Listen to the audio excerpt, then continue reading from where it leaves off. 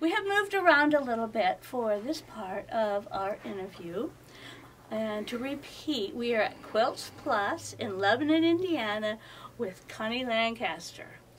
And she is telling us a little bit about what it's like to be a quilt shop owner, how fun that is, and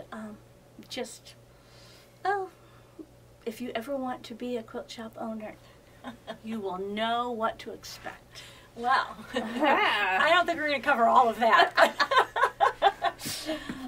Okay, and we are sitting around some of her bolts because I was kind of interested in if I owned a quilt shop, how would I know what fabrics to get? Because when I go to a quilt shop, I see this one and this one and this one, and I just love them all. Mm-hmm. How do you choose what you're going to use? So you're asking me how I buy fabrics to have here in the store. Typically, my first thought when looking at fabrics is to edit out anything that doesn't fit with my feel. Aesthetic. Okay, every shop has a feel. Mm-hmm. And for me, I want brighter, more modern fabrics. So I'm going to skip over the Civil War reproductions and the 30s prints because I don't have that in my theme. Being a small shop, less than 1,000 square feet, I also have to be very careful to do that editing so that I don't have inventory that I can't sell. Okay? Yeah. So first of all, I train my sales reps to only show me the fabrics that I would be interested in seeing. Oh. All right? And then once I have them trained, they bring out many, many less samples for me to look at.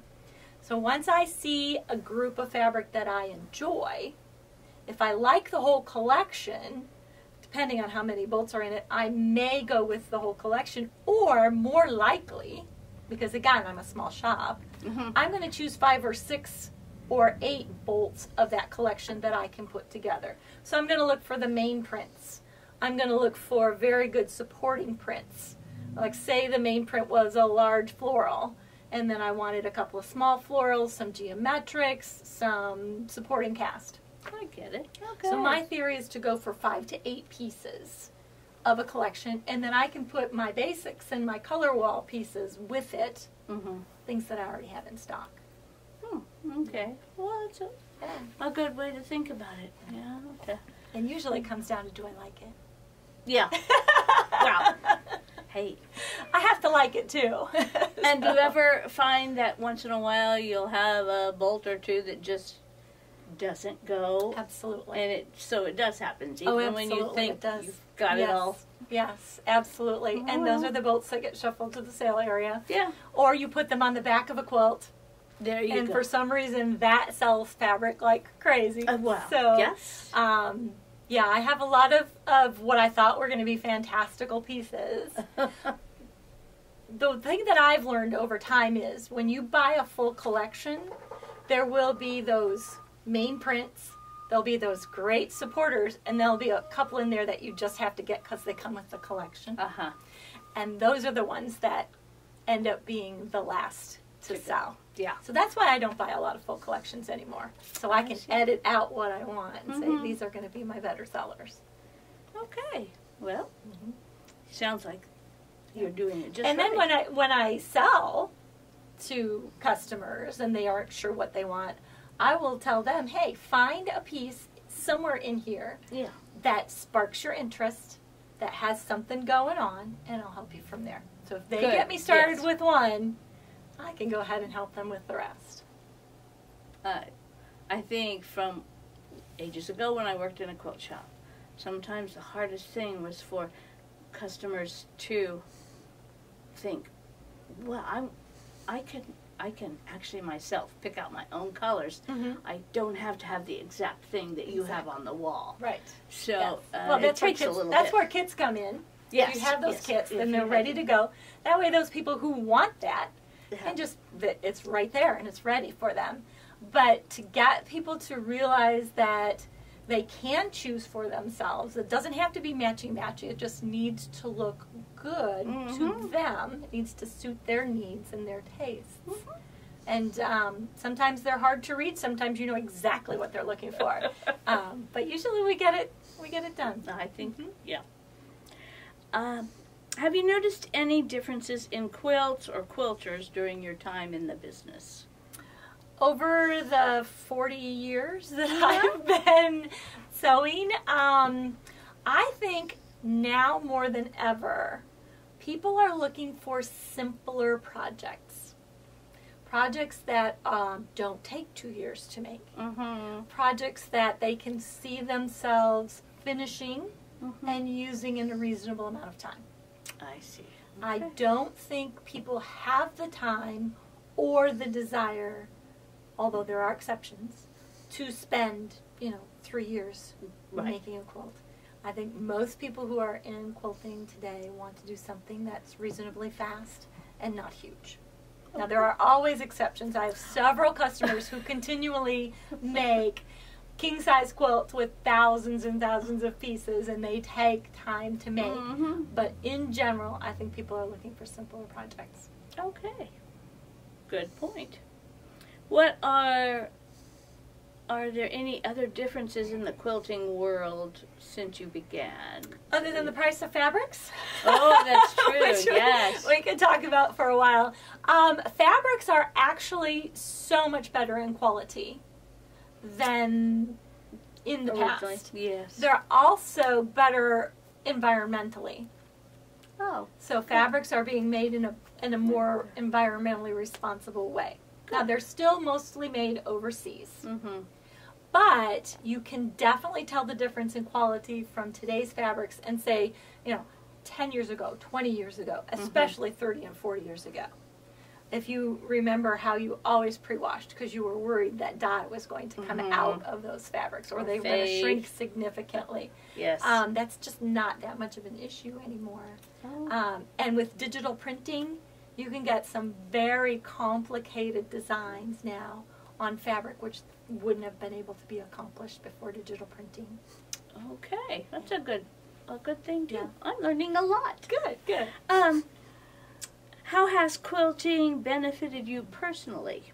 I mean, well, how? I don't mean monetarily or making your millions or anything, but because quilt shops do make millions. Right? Personally, it's been my passion. When I first started quilting, it was like, maybe, I'm not sure.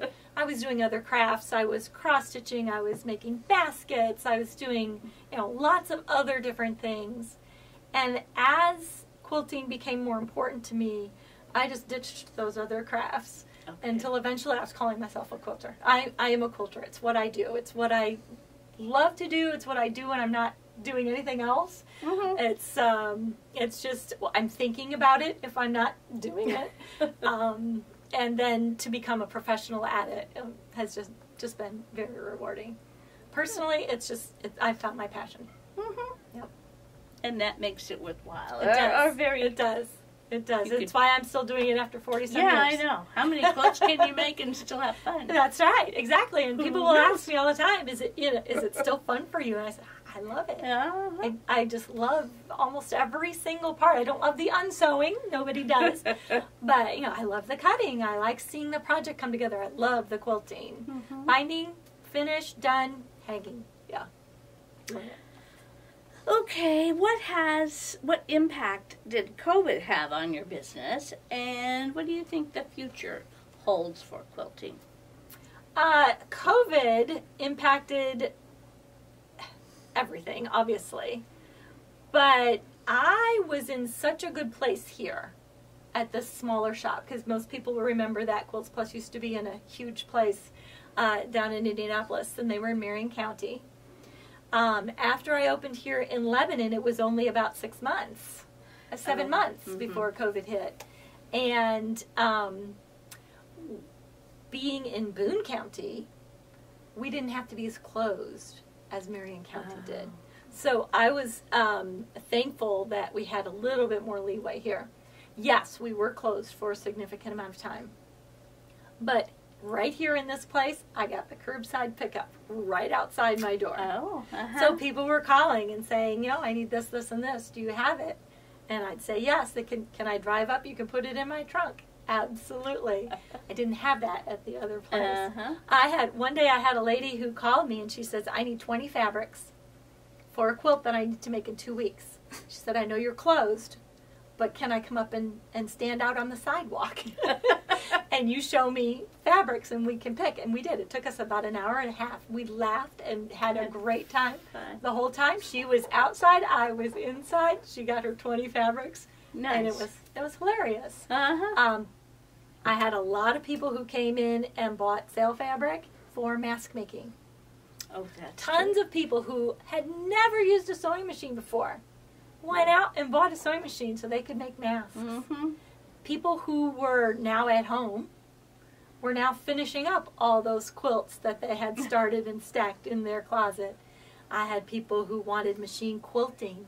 I got 5 tops. Let's start with one. Bring me one. When you pick up one, we'll start the next. So I was able to be here at the store, even though we were technically closed, and still having a very good business year for 2020. good. And then as soon as things started opening up, people are coming in. We were still masked up, but I think being up here in Boone County really helped a lot. Now, I think that COVID affected a lot of people in that they really fell back on the hobbies that they had and maybe kind of left, life gets in the way or whatever. So they, people who hadn't quilted for years were restarting and getting back into it. We had a lot of issues with supplies. Oh, yes. A lot of issues with supplies. We were out of black fabric for several months. But that seems to be getting better. Supply chain issues aren't as significant as they were before. Prices will continue to raise for a little while longer, I'm sure, and then they'll settle just like they have over time. We've had several times where prices have gone up and then they've leveled out for a while, and I'm sure that's the same thing that's going on now. For the future, I think people will continue to do quilting, but I think that a lot of people will still stay with smaller projects. The easier to accomplish, faster to finish, more gratification in a shorter amount of time kind of projects. And those are the projects that I like to focus on. It's not that I'm opposed to doing something large, but even for me, I love those projects where you can get them done in a short amount of time. I think that's going to continue. Okay. Yeah. Well, I think you've really done a great job answering all of my questions. And before we leave, is there anything that you would like to point out about your shop that somebody may not know? I know you do special things, like you have the Saturday thing once a month? Or? Yes.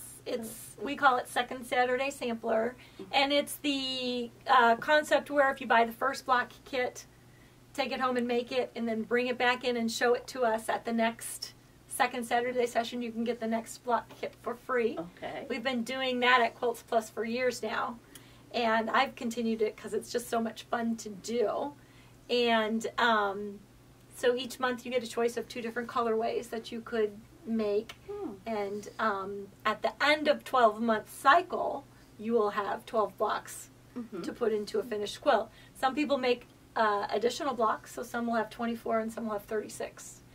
And at the end, I always show 3 different possibilities for putting those quilts together, whether you've made 12 blocks, 24 blocks, or 36 blocks. And again, we've been doing it at Quilts Plus for years, and we're continuing. Do you make up the 3 different quilts? Yes. Then? Okay. Yes. Yes. That's a great idea. It is. It's a lot of fun. And I have a good, steady group of quilters who are doing that. It's a lot of fun. yes. Well, thank you very much for Thank doing you. this, and we wish you the best. Thank and you. I will try to get this put together so that we can get it out for Sure. the Lebanon community before. But it's not far if you don't live in Lebanon. If you're in Indy, No. it's not that far to right up here to Lebanon, and I have a lot of customers who say it's easier to get here than it was than it was to get at the other shop, and we were right down there in Indy. So, yeah. Westfield, Zionsville, Lafayette, Mm-hmm. Crawfordsville, Thorntown, Frankfort, even Noblesville and Indianapolis. People are coming from all over the place. Good. Brownsburg, Avon. Mm-hmm. Excellent. So come on in. I'm right off the center square in Lebanon. Yes. Thank you so much for watching.